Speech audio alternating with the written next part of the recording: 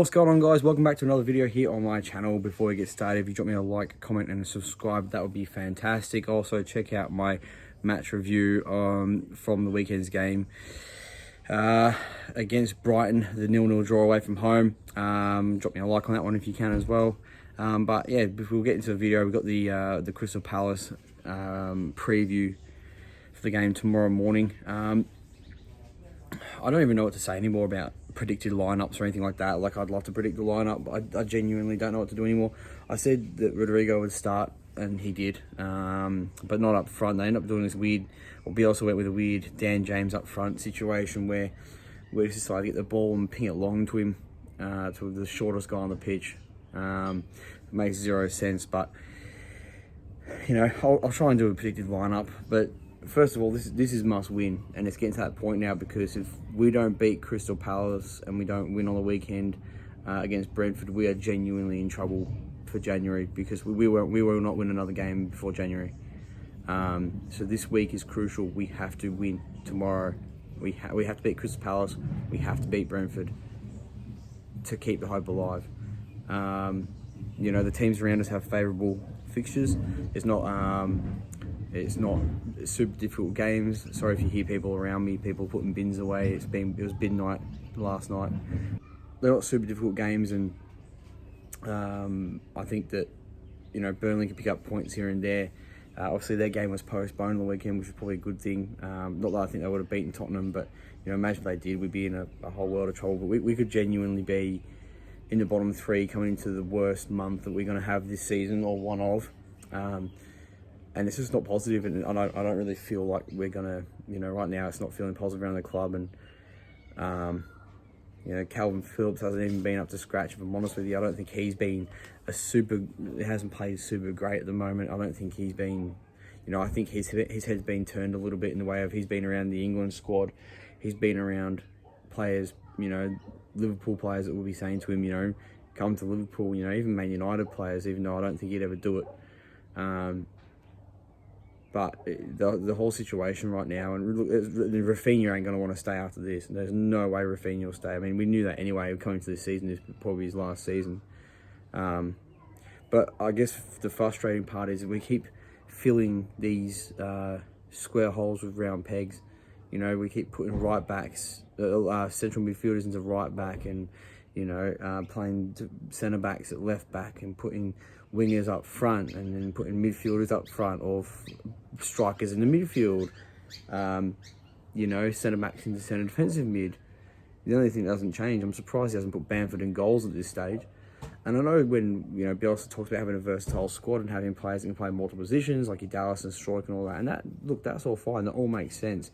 But the problem is the pieces that he has aren't versatile. He has maybe, like I said, Stroik, KP can probably play defence and multiple midfield positions. Dallas can obviously play left back, right back, midfield. He could play all of it. He could even play I think he'd even play at centre back if he had to. And he's played on the wing before. So, but except for them, that's the only versatility we have. Rafinha's not versatile. He can't play in the midfield, even though I thought he might be able to. He can't.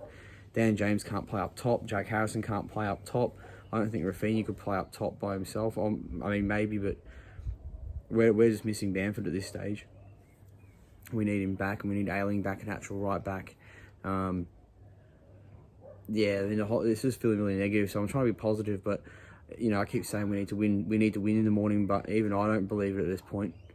You know, there's no positives. There's nothing positive to take from that. The only thing you can take is that we got a draw away from home, but that's probably the luckiest draw I've seen for quite a while for us. We did not deserve points at all.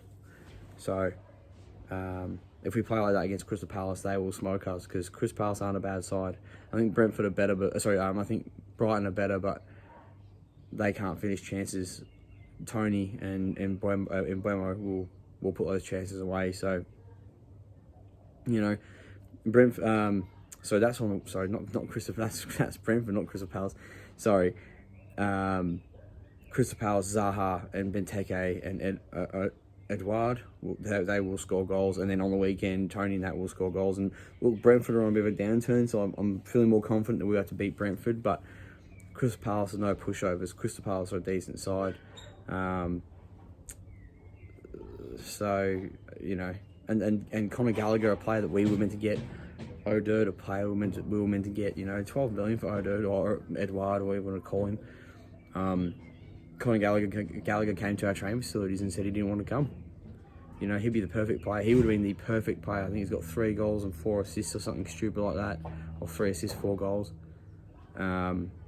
He's constantly running. He was literally the player we need to get.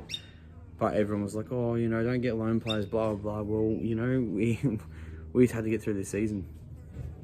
And here we are in a situation where I don't believe we're gonna stay up anymore. I genuinely don't. But I want to be positive. I don't want to be the guy on the internet that's telling everyone that we're gonna get beat every week. But you know, you can't honestly say to me that anyone's feeling positive at the moment. And we might go on this massive run all of a sudden. But I just don't know. I don't see where we've really got no confidence in at the moment. You know, Bielsa's saying that nothing's up to scratch, nothing's good enough. It starts to look positive and then just goes downhill again every time. But anyway, I won't go on about it too much. You know, I'm not going to predict the game either, because I said 1-0. I said we're going to beat Brighton 1-0, and we probably could have in the end, but we didn't deserve to. I thought it was going to be a good performance. I mean, the only positive for the Palace and the Brentford game is the fact that they're both at home. So, you know, that home crowd will get behind us. You know, the fans, again, will have to spur us through it, just like they have done the last 16 years, 17 years, getting us through the bad times, but we'll do it again. It's had a great time, by the way. The game's on at 7:15 in the morning for me, which is fantastic. I get to wake up and watch the game and not feel like crap. So, but predicted lineup, we'll go Melier in goals, Struijk at centre back, which is the worst part about Struijk is he got dropped for no reason, or it felt like no reason, and they said it's injuries, but I don't think it's injuries. I think it's maybe he's getting saved for the Crystal Palace game, but I don't know. So Struijk and Llorente at the back, who were so good at the end of last season, we need them back in there. It'll probably be Shackleton on the right, but I want Cody Drame. I want a right back playing right back. Left back be Junior Firpo again, even after his performance. KP defensive midfield. There'll be Dallas and Forshaw in the middle. Probably Rodrigo up top. And then Rafinha on the right, and probably I'd say Dan James on the left, because Harrison's been so poor as well. Even the defensive work rate hasn't been there from Harrison, so yeah, just no positives. And Rafinha played poorly on the weekend. You know, the whole thing isn't going very well. The only player that I'd say has been good for us has been like Struijk and Melier, and recently Forshaw. Forshaw has been, the fact that he's been our best player the last 3 games, and he's been injured for 2.5 years and hasn't played football, that's ridiculous. Just shows how poor everyone else has been. And Firpo's copping, like, I know that he's not been great. He's copping probably a bit of unfair stick because nobody's been good. But at the end, he needs to pick it up, and he needs to pick it up quick. Otherwise, we are in genuine trouble. So yeah, I'm gonna just be positive and say we're gonna win 1-0. Even though just deep down I don't really believe it, but I'm gonna speak it into existence. I want 3 points. I want nothing more than 3 points. Otherwise, it's gonna be a bad day at work tomorrow. But yeah, sorry, it's more of a negative one, but it's hard to pick the positives at the moment. You know, I've only been doing this YouTube thing for a couple of months now, and it just sucks that I've made a channel around the time that Leeds have been poor. It would have been fantastic to make it last year when there was something good to talk about. I don't think I've made a video where I've said how good a player is, or how good we are as a team, or how, you know, anything like that. So I want to have that next year.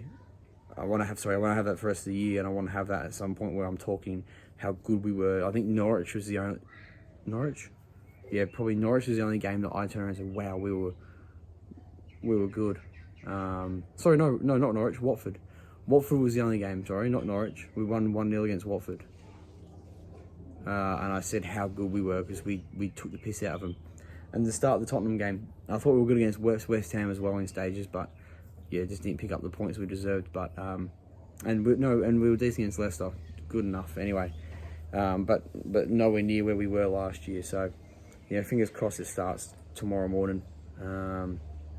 Otherwise, we're in some serious trouble. But if you like the video, drop me a like, comment, and subscribe. As you know, sorry, I'm trying to be a bit quieter because again, people are around and listening, and I'm still in that awkward phase where I don't feel super comfortable doing the videos out in the public. But at the same time, you know, I want to get a video out to you guys. So yeah, drop me a like, comment, subscribe, and peace.